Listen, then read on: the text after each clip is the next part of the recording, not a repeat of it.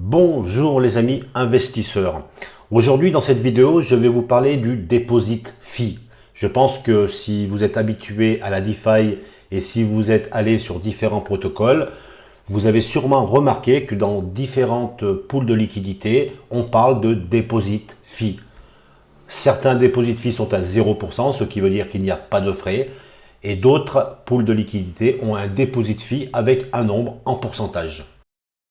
Le but de la vidéo, c'est de savoir calculer ce deposit fee pour nous permettre de calculer le nombre de jours qu'il faudra rester au minimum dans cette pool pour pouvoir avoir un retour sur investissement. Alors je vais prendre un exemple tout simple, je dépose 1000 $ dans une pool.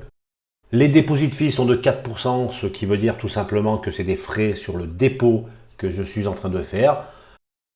Et au final, sur les 1000 $ que j'ai déposés dans cette pool de liquidité, il n'y aura que 960 $ qui seront dans la pool et les 40 $ qui correspondent aux frais vont partir dans le protocole. Il faut maintenant connaître l'APR de la pool de liquidité.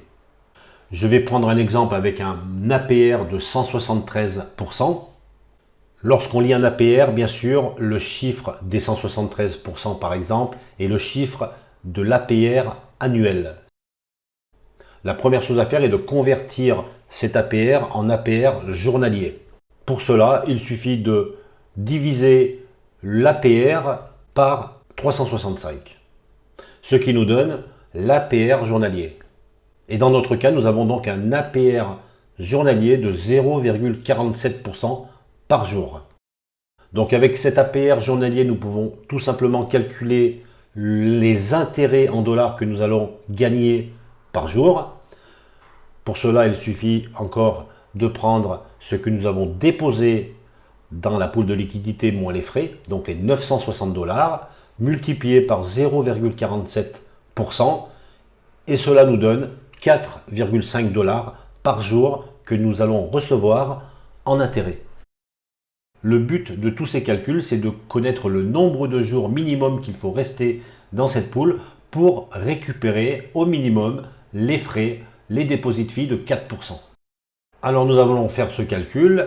Nous prenons les frais qui étaient de 40 $, que nous divisons par ce que nous allons gagner par jour, donc les 4,5 $, et ça nous donne 8,8 jours pour pouvoir récupérer le deposit fee. Ce qui veut dire qu'à partir de 8,8 jours dans la pool de liquidité, on annule les frais de 4%.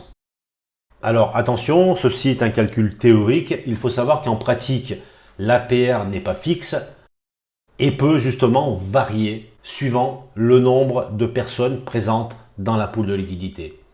Moins il y a de monde, plus l'APR est élevé.